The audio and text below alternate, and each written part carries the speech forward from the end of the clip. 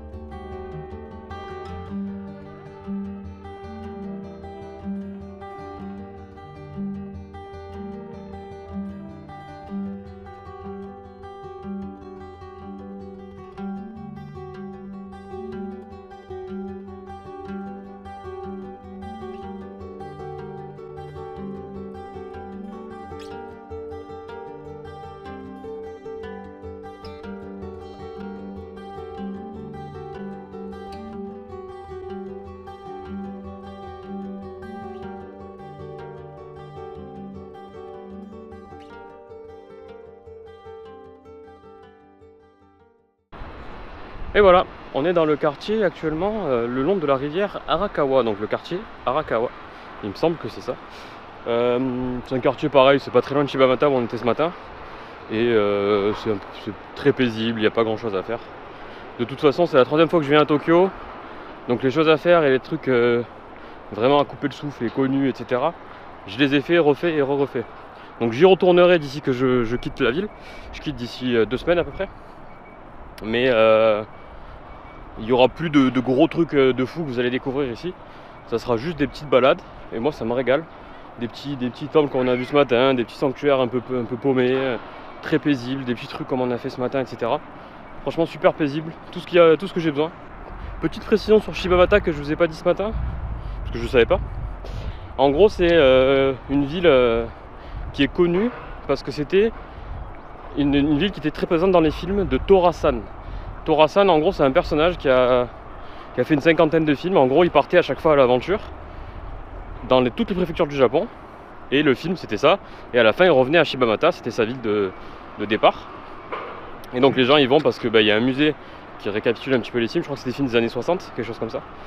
Et il y a tous les magasins qui sont présents dans les films, etc. Je crois qu'il est fan de Dango, vous savez, c'est les petits trucs de boules de riz, là, les petites sucreries. Donc il y a plein de magasins comme ça, etc. Et voilà. Moi je connaissais pas du tout. Si vous connaissez, n'hésitez pas à le mettre en commentaire. Et du coup là voilà, il est 14h à peu près, 14h30 je crois. Je me suis arrêté pour manger, j'ai mangé un bol de ramen, j'ai oublié de filmer. Je vous mettrai la petite photo quelque part par là. C'était des ramen tonkatsu ramen, donc au porc, très basique, très bon. Ça m'a coûté 700 yens je crois, un peu moins, 680 je crois. Donc ça fait 4 euros, 3-4 euros. Donc ça va franchement. Et voilà, on va faire le tour de ce parc tranquillement, très paisible. Ensuite il y a un petit temple qui est pas très loin d'ici, on va aller voir. Et enfin on reprendra le train pour aller, comme je dis ce matin, à Akaban et passer la fin d'après-midi, début de soirée là-bas. Et puis on rentrera à la maison, tout simplement.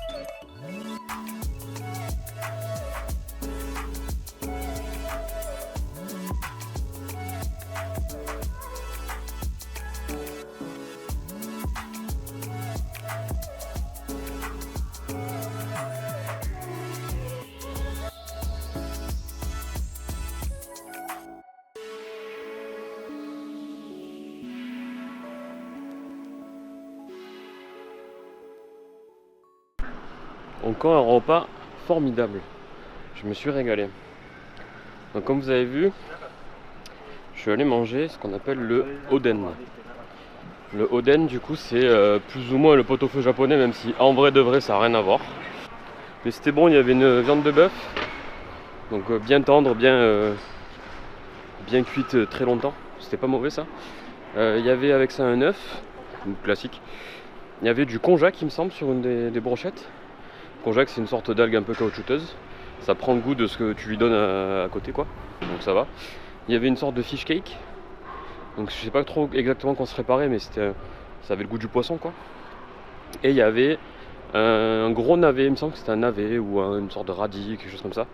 Ça c'était bon, c'était bien cuit, c'était pas mauvais. Donc bonne surprise, mais il faut arrêter d'appeler ça un pot-au-feu en fait. En fait il faut appeler ça un oden comme ça s'appelle, et arrêter de le comparer avec le légendaire, le très légendaire pot-au-feu. Parce que le pot-au-feu c'est quand même un plat incroyable en France.